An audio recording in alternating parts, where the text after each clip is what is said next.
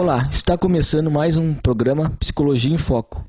E hoje nós temos a honra de entrevistar a professora Kátia Rocha, ela que é psicóloga, pós-graduada em psicologia e doutora em psicologia. E nós vamos falar sobre os termos de capitalismo cognitivo e modernidade líquida. Professora Kátia, eu gostaria de saber se você conhece e já ouviu falar sobre o autor Zygmunt Bauman, falando sobre modernidade líquida. Então tá, em primeiro lugar, muito obrigada pelo convite, né, por poder estar conversando com vocês. Tenho saudade da turma, um beijo para todo mundo. Bom, falando um pouco sobre modernidade líquida, na verdade o Bauman, ele tem uma série de livros, Modernidade Líquida, tem um livro sobre consumo, Amor Líquido, né, que ele vai falar um pouco da questão da contemporaneidade. Né, como se dá essa questão da contemporaneidade, a velocidade, o tipo de relação. O Bauman utiliza bastante o Hall também, que é um pós-estruturalista, que vai falar das identidades fragmentadas. Né? Uma ideia é que a gente já não tem uma identidade fixa. Na verdade, a nossa identidade é uma série de fragmentos de discursos e a partir desses discursos a gente vai se construindo. Né? Então, ele vai falar algumas coisas como, por exemplo, acho que no texto que vocês leram na disciplina é o texto do Veiga Neto, né? Comentando o Bauman. Então vai falar um pouco da questão da presentificação, né? Assim, que uma das coisas da contemporaneidade é a dificuldade que a gente tem de fazer, por exemplo, planos a médio e longo prazo, que era uma coisa que da modernidade que era muito forte também.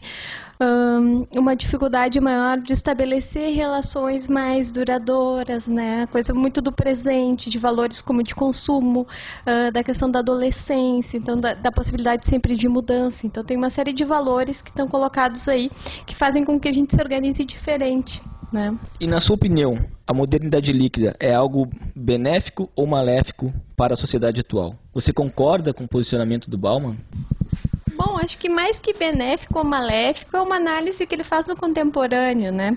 De alguma forma ele vai ver de que maneira a gente está se organizando enquanto sociedade, né? De que maneira a gente está se organizando em termos de planos vitais, né? Vai estar analisando a falta de durabilidade das questões, né? A gente vive num estado mais de emergência, de um consumo que é mais pontual, de uma necessidade de satisfação que também é mais momentânea, né? E de alguma forma, mais do que benéfico ou maléfico, ele vai estar fazendo uma análise de como isso se configura na atualidade e como essas questões fazem que a gente se constitui enquanto sujeito. Então, por exemplo, eu enquanto sujeito, como é que eu me coloco numa sociedade que as coisas têm uma duração que são menor, que eu tenho uma dificuldade maior de fazer um projeto a médio e a longo prazo. Que repercussões isso vai ter para a minha vida? Você acha que a modernidade líquida ajuda a criar diferenças ou ela cria uma sociedade justa e igualitária? Uma sociedade justa e igualitária, acho que não, né? Até no livro do consumo, o Bauman vai trabalhar nisso, né? A gente vive numa sociedade que consome coisas, consome bens, consome marcas, né? Então, acho que não vejo assim, que nos últimos anos a questão da igualdade seja uma coisa que venha se desenvolvendo mais. Acho que existem alguns movimentos, mas acho que nessa sociedade do consumo também é difícil pensar em igualdade, né? O que se faz é a gente acaba criando espaços de resistência, né? Professora Kátia, na sua opinião, algum segmento social conseguiria ser imune à influência desta modernidade líquida? Não sei. Talvez sim, algumas comunidades assim mais isoladas, mas acho que no geral, no mundo mais globalizado, a gente comparte muitas coisas, né? Acho que é difícil, acho que todo mundo está vivendo esse momento do consumo, isso é uma coisa forte, acho que na maioria das culturas, assim. Né? De repente alguma cultura está menos tomada, menos fragilizada por essas questões, mas eu acredito que é uma coisa bastante global. E no caso até as faculdades estariam entrando nesse sistema da modernidade líquida também? Eu acho que sim, as escolas, as universidades, né, tem muito essa ideia também do pensamento do projeto, né, a gente já tem uma dificuldade de um planejamento a mais longo prazo, então foca tudo no hoje, né, eu também tenho uma gratificação que é no hoje, tudo é muito mais circunscrito no momento do agora, né. Então, acho que sim, até as universidades, assim, elas pensam a coisa do bem-estar, que também, claro, tudo tem seu aspecto positivo, né? Tem uma questão de uma busca do bem-estar, que é um bem-estar hoje, que não é um bem-estar para depois, e também pensar projetos que os alunos se envolvam e que venha algum resultado no momento do agora. Então tem uma série de questões, eu acho. Mas acho que sim, acho que a universidade e a escola também estão vivendo esses valores, estão vivendo esse momento histórico, né? E com relação à questão da escola que nós estamos falando, né? O que os jovens, os adolescentes, pré-adolescentes, as crianças hoje em dia estão muito tempo nas mídias sociais, passando no computador, Facebook, Twitter. Você acha que as redes sociais estão ensinando mais do que as escolas? Qual é a sua posição e a sua opinião sobre isso? Eu acho que na verdade a internet, acho que a escola pode ajudar, né, no sentido de ajudar que esses adolescentes consigam filtrar e tenham um pensamento mais crítico em relação à informação, tanto a universidade quanto a escola, né? Porque a gente passou de uma falta de informação por uma toxicidade, assim, uma coisa tóxica. A gente tem muita informação, então como é que eu tenho capacidade de selecionar, né, que informação eu acredito que tenha mais consistência, qual informação tem menos? Eu acho que isso é um baita de um desafio, né? Conseguir formar crianças, jovens, adultos com uma capacidade crítica, né, e de análise, né, e com uma análise que seja mais profunda, né? Porque a mídia às vezes fornece uma informação que ela é muito recortada, que ela é um recorte de uma informação, né? Como fazer com que a pessoa possa ler essa informação, interpretar e julgar essa informação, né? Agora, dentro dessa modernidade instável, se criou um termo que é o capitalismo cognitivo. Gostaria de saber se você conhece esse termo e pudesse nos explicar um pouco sobre isso. Bom, o capitalismo cognitivo, na verdade, né, Gabriel, é como a gente também produz inovação hoje, produz ideias, né? Antes era aquela ideia muito mais, tu produzia ou inventava algo novo e aquilo tinha o teu nome, tinha o teu referencial, né?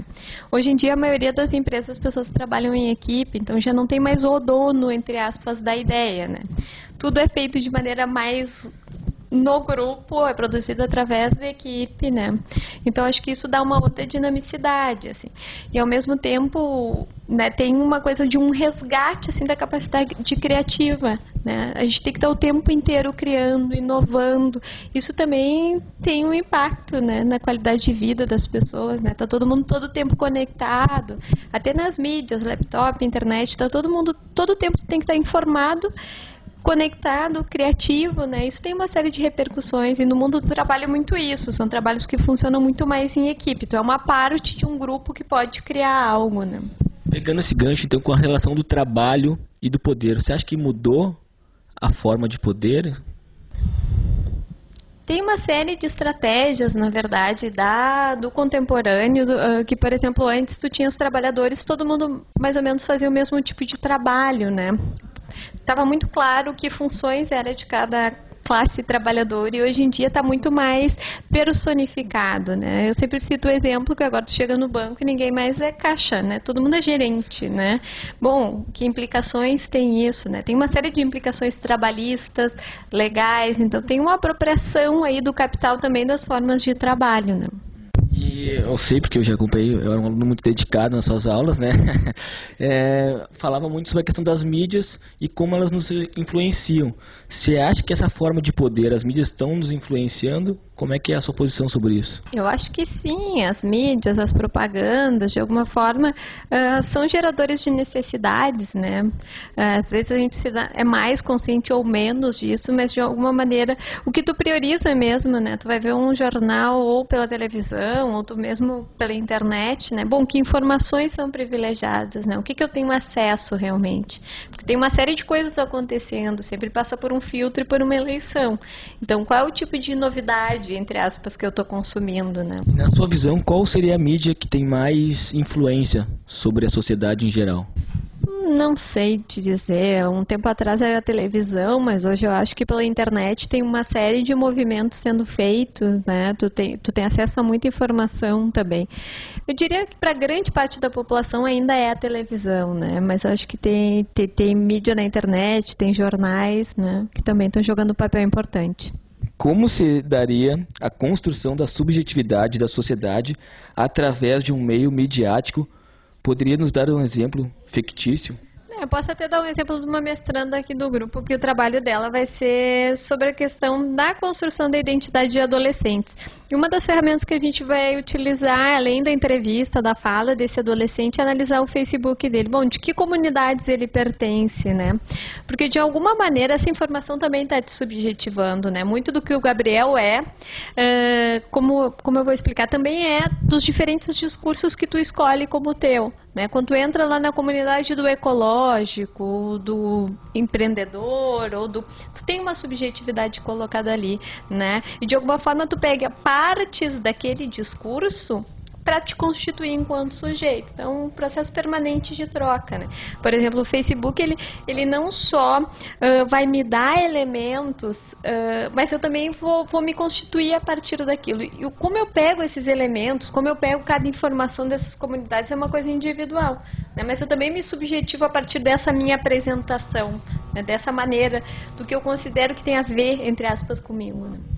Então, professora Kátia, nosso tempo está acabando já e eu gostaria que você deixasse um recado para os nossos colegas que futuramente serão psicólogos também, que desse uma mensagem de incentivo para eles e se pudesse receitar, dar alguma dica de leitura sobre o tema também, que eu sei que você é especialista nesse assunto, né? Então tá, em primeiro lugar, muito obrigada pelo grupo por ter lembrado do meu nome. Eu acho que de livro, Modernidade Líquida do Bauman é ótimo. Esse novo do consumo também é muito, muito bom, né? Amor Líquido, acho que todos do Bauman são livros que são tranquilos para ler, não é uma leitura pesada, tu lê com muita facilidade.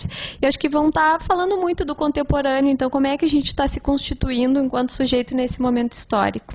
Uma boa sorte para todos, um bom final de semestre, umas boas férias e a gente se vê. Abração. Tá, pessoal, ficamos por aqui. Muito obrigado, professora.